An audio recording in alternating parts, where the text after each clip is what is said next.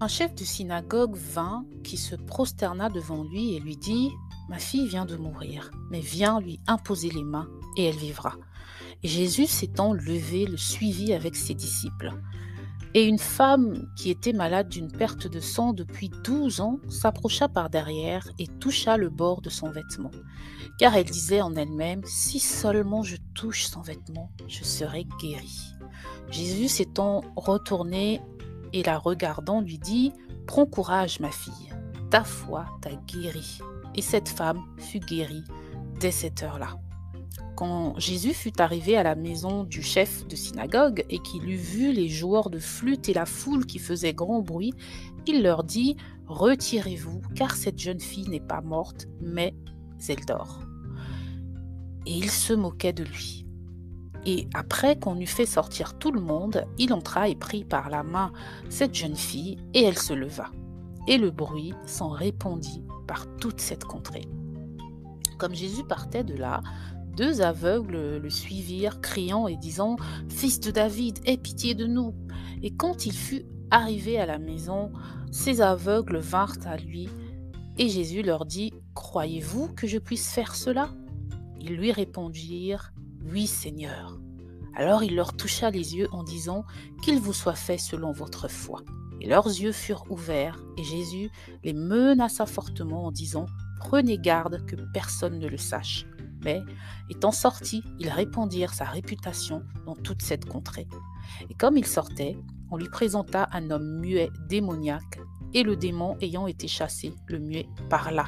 Et le peuple, étant dans l'admiration, disait: Rien de semblable n'a jamais été vu en Israël. Je viens de vous lire un passage du livre de Matthieu au chapitre 9, des versets 18 à 32. Sur la base de ce beau passage, nous allons parler de la confiance que nous devons porter à Dieu, car c'est d'elle que découlent aussi les interventions de Dieu dans nos vies.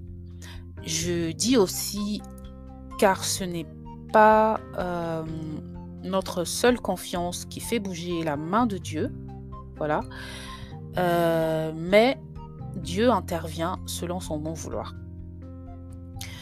J'aurais pu parler de foi, la foi qui est la ferme assurance des choses qu'on ne voit pas, mais aujourd'hui je parlerai de ce terme plus simple et basique qui est la confiance, que nous retrouvons d'ailleurs plusieurs fois au fil des Écritures.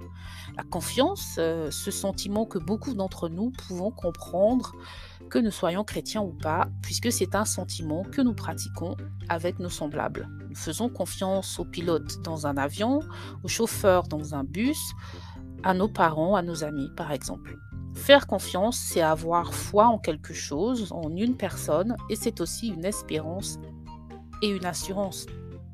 Jésus nous pose à tous une question, celle qu'il pose à ces aveugles qui viennent à lui.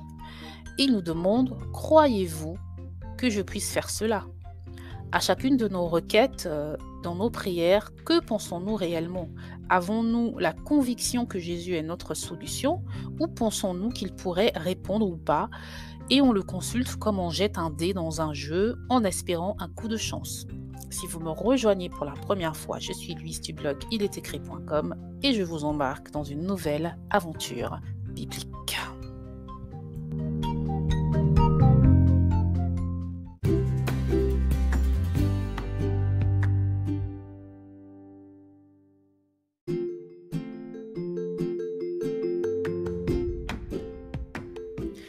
Pour commencer, intéressons-nous au verset 18 qui dit: Un chef de synagogue vint qui se prosterna devant lui et lui dit: Ma fille vient de mourir, mais viens lui imposer les mains et elle vivra. Ce qui est frappant dans ce verset, c'est que ce père ne dit pas: peut-être que tu peux faire quelque chose pour qu'elle vive, ou encore impose-lui les mains, peut-être qu'elle vivra. Mais il dit avec conviction: viens lui imposer les mains et elle vivra. Il a donc une assurance que sa fille vivra au contact de Jésus. Il ne vient pas à Jésus lui disant: ma fille vient de mourir, penses-tu pouvoir faire quelque chose? Nous parlons souvent en disant, que cela soit dans nos prières ou pas, nous disons souvent: Jésus va guérir, mais s'il n'y a pas de guérison, c'est que ce sera aussi sa volonté. Dans la Bible, les évangiles nous montrent que partout où Jésus allait, il guérissait les malades. Sans condition, il les guérissait. C'est donc sa volonté. Alors, si nous prions pour une guérison, mais en même temps pensons que peut-être ce n'est pas la volonté de Dieu, il n'y a plus d'assurance. On remet en cause Jésus alors qu'il est le même hier, aujourd'hui et pour toujours. La femme à la perte de sang nous donne elle aussi une leçon. Elle dit si seulement je touche son vêtement, je serai guérie. Elle n'espère même pas parler à Jésus, vu la foule autour de lui, ni même qu'il lui impose les mains, mais sa foi ou sa confiance est si forte que pour elle, juste un contact avec son vêtement sera sa délivrance. Et plus tard, nous avons ces deux aveugles qui crient à Jésus, « Fils de David, aie pitié de nous !» Quand Jésus leur demande « Croyez-vous que je puisse faire cela ?» Ces derniers lui répondent « Oui Seigneur », un oui de conviction, un oui confiant. Ils ne disent pas si tu veux, peut-être, si tu peux, ce serait sympa. C'est un seul oui qui dit à Jésus « Oui, car tu le peux, oui, car tu le veux, oui, car tu le feras ». La Bible, dans Matthieu 5, 37, nous dit que votre parole soit oui, oui, non, non, ce qu'on dit de plus vient du malin. C'est-à-dire que nous devons être sûrs et confiants dans nos paroles.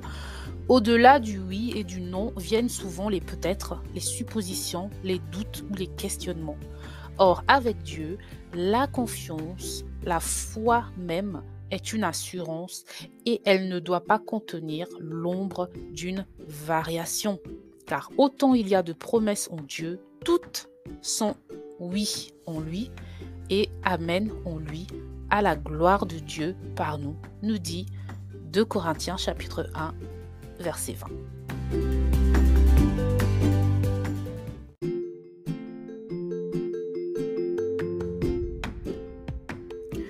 Béni soit l'homme qui se confie en l'Éternel, dont l'Éternel est la confiance. Il sera comme un arbre planté près des eaux, qui étend ses racines le long d'une eau courante, qui lorsque vient la chaleur ne la craint point, mais dont la feuille est verte. Il n'est point en peine dans l'année de sécheresse et ne cesse de porter du fruit. Jérémie 17, des versets 7 à 8.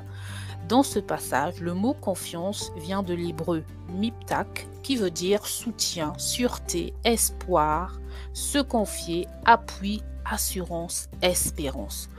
Donc faire confiance, c'est s'appuyer, se réfugier en Dieu, et cela vient avec des bénéfices qui sont l'assurance, la paix, puisqu'on ne craint pas et surtout on porte du fruit, c'est-à-dire qu'on obéit à la parole et on récolte les bénédictions qui lui sont attachées. Nous développerons peut-être cela dans un prochain podcast. Qu'est-ce que c'est que porter du fruit ? Retenons surtout que se confier à Dieu, c'est trouver refuge en lui. La crainte des hommes tend un piège, mais qui se confie en l'Éternel est élevé dans une haute retraite, nous dit le Proverbe 29, verset 25. Revenons donc à cette grande question que Jésus nous pose. Croyez-vous que je puisse faire cela ? Dans Matthieu 9, 27. Le verbe croire ici vient du grec pistiu. Ne me demandez pas de prononcer. P-I-S-T-Y-O-O. Pistiu ou pistiu. Qui veut dire croire, foi, confier, celui qui croit ou croyant. Donc on retrouve encore la foi et la confiance. Et ce mot signifie entre autres penser être vrai, être persuadé de, donner du crédit, donner du crédit, placer sa confiance en quelque chose ou quelqu'un. Donc même Jésus nous demande si nous lui faisons confiance. Avons-nous confiance en lui? Foi en lui? Pensons-nous qu'il est vérité? Sommes-nous persuadés qu'il agira selon sa parole?